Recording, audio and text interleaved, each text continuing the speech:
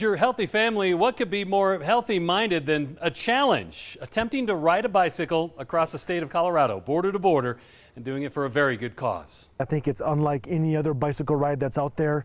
You have true purpose, a purpose of potentially life-saving behind it, but you know, you're not an individual in this. You know, you're not trying to beat the next guy. It truly is a team effort. Riding across the whole state, you know, it's not an easy task, and especially the routes we go on. I mean, it's up in the mountains, so there's a lot of, you know, up and down. And so we started with 7 riders, and they all did it, and they had a blast. It was a lot of work. It was hot days, and some of the days were over 100 miles, you know, but for them, you know, to be able to enjoy something they do in bike riding, you know, to be able to have a very strong purpose behind it, you know, is what I think helps them. And ever since then, every year we've just grown. Jake Skifstad's the founder of Shield 616, a Springs-based nonprofit whose mission is to provide first responders with the best in protective ballistics gear free of charge. When I started Shield 616, you know, I was involved with the Colorado Springs Police Department, and one of my worst days was being involved in the Planned Parenthood active shooter.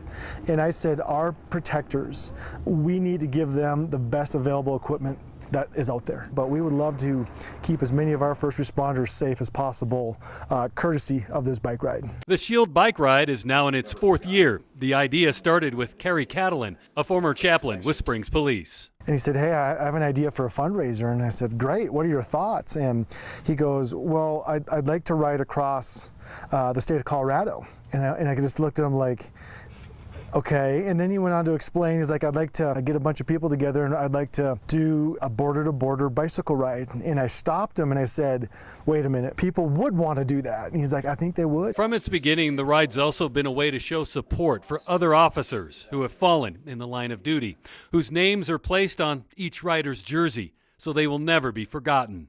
The ride also serves as a living tribute to officers injured in the line of duty. Each rider has 2 stickers on the back of their helmet. The first is for Denver PD bike officer John Adsit. He was one of the Denver officers that got ran over during a Black Lives Matter protest, and the car went right over him. And so he was obviously critically wounded and is still dealing with those effects today. Well, he was part of their bike patrol. And so when we did that first year, we did that bike ride, but then when I got to meet John and have gotten to become a good friend of his, he actually came one year and just drove the ride, but he presented each of those riders with one of his challenge coins. And on his challenge coin, obviously had his name and his badge number, but around the circle of it was a bike chain. And as you can imagine, for those riders, you know, that was something pretty cool.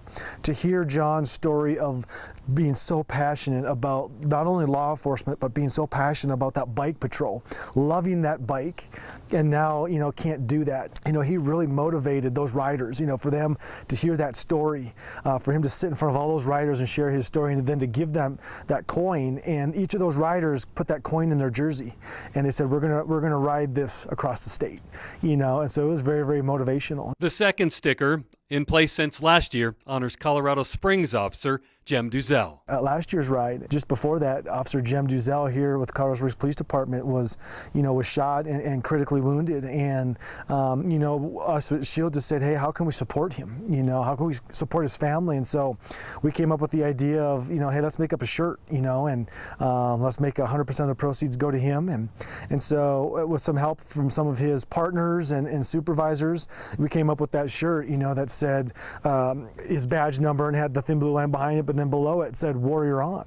And at the start of the ride, when we were on the Wyoming border all lined up, we did a quick little video, and I was wearing that t-shirt. Warrior On! And I told the riders for that ride, I said, when you're going up that hill, or when you're fighting fatigue and you're tired and you're exhausted and you're sore, I want you to think of Jem. Because right now at the same moment, he's in Craig Hospital, you know, fighting for his life, fighting to recover from, you know, very traumatic injuries. And so, you know, for them, I told them, when you're having that grind, think of Jem, or think of some of these other officers that you know of that have been wounded in the line of duty or killed in the line of duty, fight through that. And so it was very, very motivating and emotional to them too. Jem still on his mission to Warrior On. The department just released a video on their Facebook page of Jem thanking the Springs community for their continued support.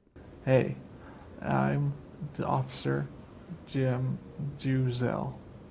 I want to thank everybody for their support. This year, nearly 20 riders will travel from the Wyoming border to the New Mexico border over 4 days. The core group consisting of paramedics, law enforcement, and firefighters from across Colorado. For the first responders that we have actually riding, it's encouraging to them. We got a lot of officers and firefighters that love riding bikes, and for them, they know the significance of what we donate. They know how important that is for them and their family.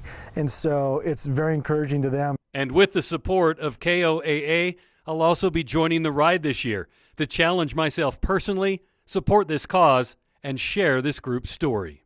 And I hope that's encouraging to them to know that it is truly a community-wide effort. And for you and KOAA to be coming on board and saying, hey, we don't want to just cover something, we want to participate. We want to help actually fundraise to keep our first responders safe. And for you to be like, hey, I'm going to go across the state and I want to be part of this, and I want to make it known that I support our law enforcement. That is so powerful. And the equipment that we provide truly is the best available out there on the market. And that often equates to it's more expensive. And that is 100% true. But that's not as important to me as making sure my brother and sisters get to go home at the end of the shift. For more on this story and how you can donate any amount to support me in my efforts on this ride later this week, head to the online version of this story. If you're a healthy family, I'm Ira Cronin.